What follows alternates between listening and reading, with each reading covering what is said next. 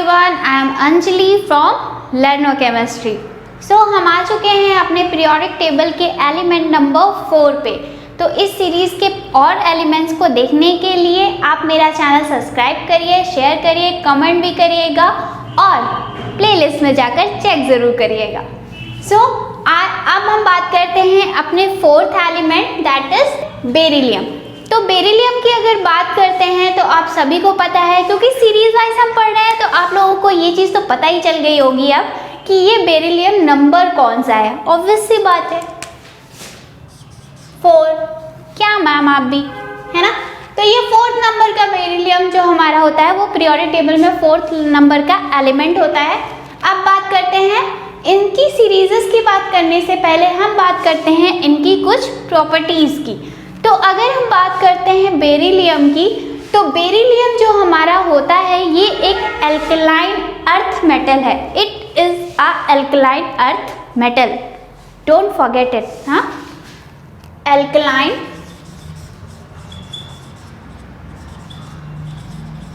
Earth metal, it is a alkaline earth metal and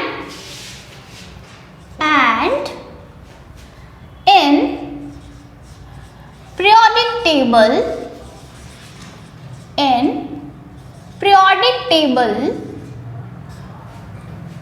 it is in periodic table and the group alkaline earth metal, it is lightest element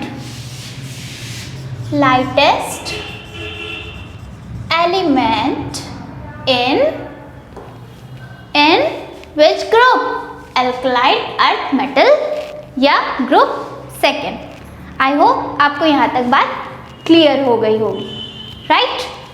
तो अब हम बात कर लेते हैं next अपनी topic की कि ये इतनी तो मुझे क्लियर है कि ये एल्कलाइन अर्थ मेटल होता है और ये पीरियोडिक टेबल में सबसे लाइटेस्ट एलिमेंट होता है। बट क्या आप एक फैक्ट जानते हैं? It is use as a hardening agent. इसे हम एज अ हार्डनिंग एजेंट भी यूज करते हैं। इट इज यूज्ड एज अ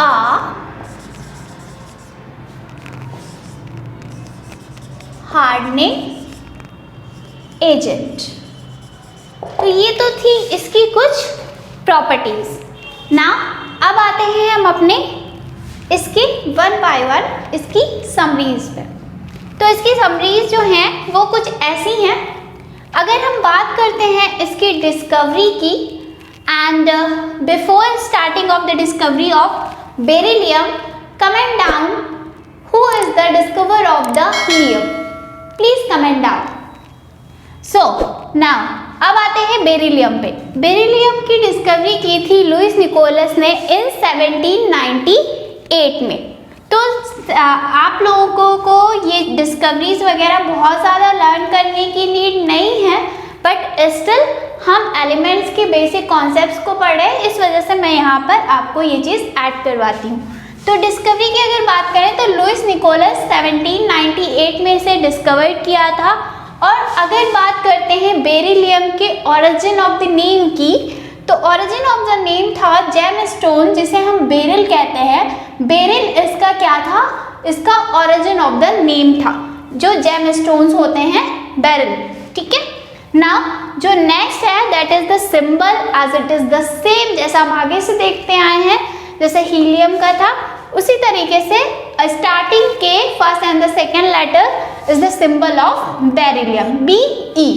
ना अब अगर बात करें हम इसके एटॉमिक नंबर की, तो मुझे बताने की ज़रूरत नहीं है स्टूडेंट्स कि आपको ये चीज़ पता है कि इसका एटॉमिक नंबर क्या आने वाला है, फिर भी बता देते हैं, that is 4। Now the atomic mass. Atomic mass की अगर बात करते हैं तो इसका एटॉमिक मास कितना होता है? 9.0121। नाउ द ग्रुप मैंने आपको पहले भी बताया था कि जो आपका ये ग्रुप है, ये किससे, ग्रुप नंबर की बात नहीं कर रही हूँ, ग्रुप नेम की बात कर रही हूँ। तो ग्रुप नेम क्या है हमारा, एल्कलाइन अर्थ मेटल है, और जितने भी ग्रुप सेकेंड एलिमेंट होते हैं they are called the alkaline earth metal. तो हमारा जो ये इसका ग्रुप है वो कौन सा है, second group, and they are called the alkaline earth metal. I hope is it clear. Now the second period, अगर बात करते हैं हम पीरियड की तो ये इसका पीरियड भी एज इट इज सेम होता है, सेकेंड पीरियड से बिलोंग करता है आपका beryllium. Now the block, again अभी तक हमने जितने भी एलिमेंट पढ़े हैं इससे पहले के, वो सारे के सारे सेम ब्लॉक से जो है क्या कर रहे थे, बिलोंग कर रहे थे। तो यहाँ पर भी आप एक चीज़ देख रहे हो, ये किससे बिलोंग कर रहा है, एस ब्लॉक से। तो इसका इलेक्ट्रॉन ऑब्वियस सी बात है कि कहाँ जाने वाला है, एस ब्लॉक में जाने वाला है। नाउ अब आते हैं इसके इलेक्ट्रॉनिक कॉन्फ़िगरेशन की। इलेक्ट्रॉनिक कॉन्फ़िगरेशन इसका होता है, आप यहाँ पे ये HE देख रहे हो, डोंट बी कंफ्यूज्ड हियर। यहाँ पे आपको बार बार इलेक्ट्रॉनिक कॉन्फ़िगरेशन में आपको again and again electronic configuration complete लिखने की नीड नहीं होती है। जहाँ पर आपको लगे कि आप किसी एक सिंबल की इलेक्ट्रॉनिक कॉन्फ़िगरेशन पुट करके आगे की कॉन्फ़िगरेशन को कैरी ऑन कर सकते हो, तो वहाँ पर आप वो काम कर सकते हो। जैसे आपका हीलियम का इलेक्ट्रॉनिक कॉन्फ़िगरेशन होता है 1s2, बिकॉज ऑफ हमारा क्या है, यहाँ पर बेरिलियम का एटॉमिक नंबर है 4, क्योंकि हमें यहाँ पे पता है कि वी नो दैट कि हीलियम का इलेक्ट्रॉनिक कॉन्फ़िगरेशन कितना होता था, 1s2। अगर नहीं पता है तो जाके चेक करिए। तो हीलियम का electronic configuration 1s2 and the remain 2s2, simple. Now तो आई होप ये चीज़ आपको कंफ्यूज नहीं कर रही होगी। नाउ द अपीयरेंस, अगर हम बात करते हैं बेरिलियम के अपीयरेंस की, अपीयरेंस दैट मीन्स वो दिखने में कैसा है, तो इसकी जो बेरिलियम का जो अपीयरेंस होता है वो कैसा होता है, white grey metal, because of we know that it is belong to the alkaline earth metal, तो इसके ग्रुप्स मेटल होंगे। तो इसका जो अपीयरेंस है वो कैसा है, white and grey, whitish grey कह सकते हो, या वाइट ग्रे में अपीयरेंस में भी आप इसकी बात कर सकते हो। ना अब आते हैं अपने next topic, boiling point and the melting point of the beryllium. तो boiling point and melting point की अगर बात करते हैं तो इसकी जो boiling point and melting point होता है वो हाईएस्ट होता है। पहली बात तो आप ये बात अपने माइंड में रख लीजिए, keep in your mind that is the boiling and the melting point is high of this element. तो अगर हम बात करते हैं बॉइलिंग पॉइंट की, तो इसका जो बॉइलिंग पॉइंट होता है वो कितना होता है, 2742, ठीक है।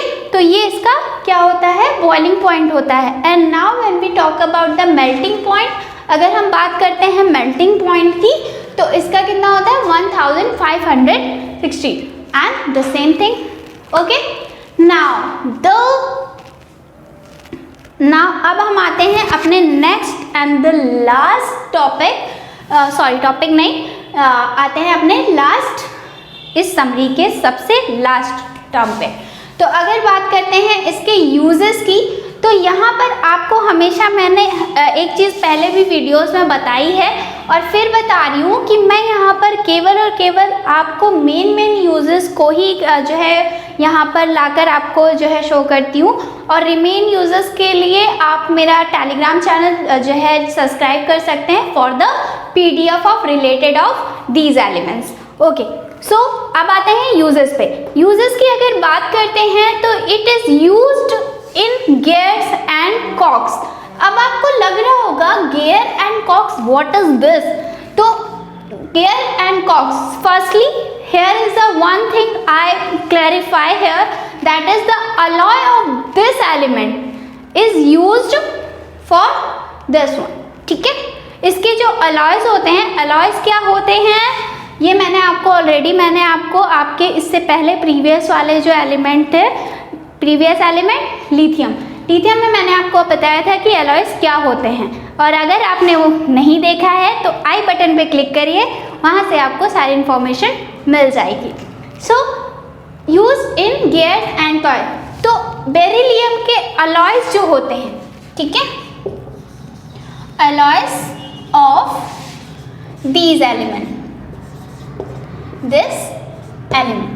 तो इसका जो अलॉय होता है वो यूज किया जाता है, तो use in the gear and cogs. Gear and cogs क्या होते हैं, जैसे कि हम बात करते हैं, जैसे हमारी बाइक्स होती हैं, मशीनरीज होती हैं, बड़ी बड़ी इंडस्ट्रीज में मशीनरीज का यूज़ होता है, तो उसमें आप लोगों ने देखा होगा कि बड़े बड़े गियर्स टाइप के होते हैं या बड़े बड़े व्हील्स टाइप के होते हैं आयरन के या उसके, तो वो आपके बेरिलियम के अलॉय से ही प्रिपेयर किए जाते हैं और वहाँ पर इनका यूज़ किया जाता है। And don't miss it, last तक ज़रूर देखिएगा वीडियो, बिकॉज ऑफ एक फैक्ट है अबाउट दिस एलिमेंट। ना अब आते हैं next, used as a structural material, because of we know that it is used as a hardening agent. मैंने आपको स्टार्टिंग में ही बताया था कि ये आपका क्या होता है, हार्डनिंग एजेंट के फॉर्म में भी यूज होता है। तो हार्डनिंग एजेंट दैट मीन्स किसी भी चीज़ को स्ट्रक्चर देने के लिए, चाहे वो हमारे एयरक्राफ्ट्स हों, चाहे हमारे व्हील्स हों, चाहे हमारे कॉक्स हों, चाहे कुछ भी हो, या फिर आपकी स्ट्रेंथनिंग बेसिस चीज़ें हो, जैसे एयरक्राफ्ट की स्ट्रेंथनिंग बढ़ानी है या किसी भी अदर मशीनरीज की स्ट्रेंथनिंग बढ़ानी है, तो उस बेसिस के बेस पर भी हम क्या करते हैं, बेरिलियम के अलॉयज को यूज़ करते हैं फॉर द स्ट्रक्चरल मटेरियल। किसी भी स्ट्रक्चरल मटेरियल्स को बनाने के लिए भी हम एज अलॉयज को या बेरिलियम के एलिमेंट का यूज़ करते हैं for the structuring purpose. I hope आपको first and second use clarify हो गया होगा। Now the third one, use as a ultra thin foil.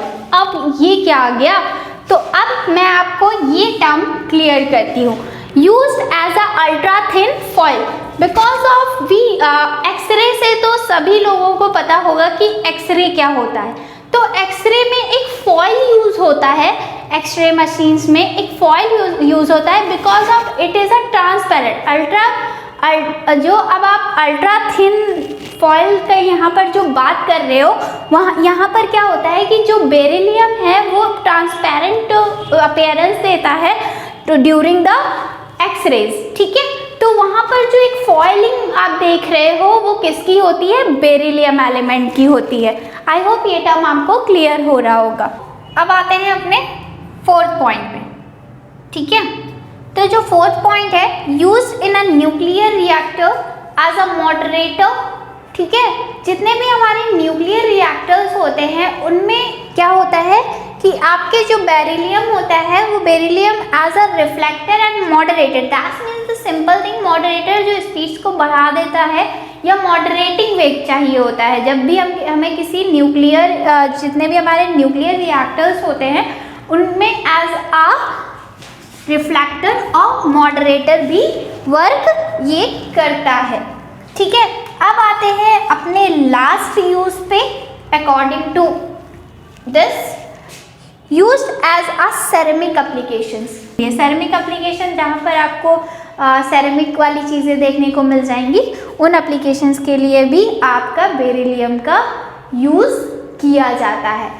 And now मैंने आपको बोला था ना कि लीव मत करिएगा, फैक्ट है अबाउट दिस एलिमेंट। तो अगर हम बात करते हैं उस फैक्ट की कि हमारा वो फैक्ट क्या है अबाउट दिस एलिमेंट, तो आपको मैं एक इन्फॉर्मेशन इसके बारे में जो एक्स्ट्रा है वो देना चाहती हूँ यहाँ पर, कि आपका जो बेरिलियम होता है, because of it is a toxic in nature and a carcinogenic, yes, this is right, it is a toxic and carcinogenic।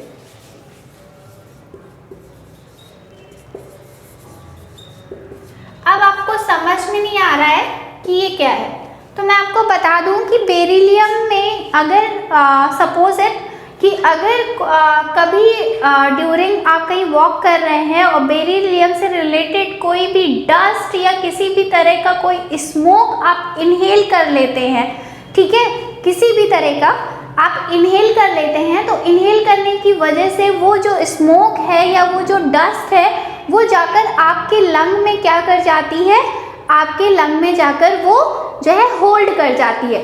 और बिकॉज ऑफ हमें पता है कि बेरिलियम क्या होता है, टॉक्सिक इन नेचर होता है, जिसकी वजह से ये क्या करता है, जब ये लंग्स में जाकर होल्ड कर जाता है तो वो एक तरह की डिजीज को क्रिएट करता है, ठीक है, एक तरह की डिजीज को क्रिएट करता है और उस डिजीज को हम क्या कहते हैं, berylliosis. Firstly take a screenshot.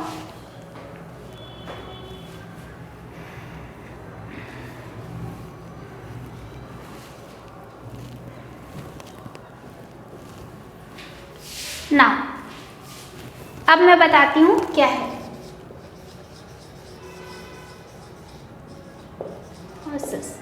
Because of बेरियोलियोसिस क्या है, एक तरह की डिजीज है जो आपकी लंग्स में होती है और ये किसकी वजह से होती है, आपके इस एलिमेंट की वजह से क्रिएट होती है। और ऑलरेडी मैंने आपको बताया है कि ये कैसे होती है।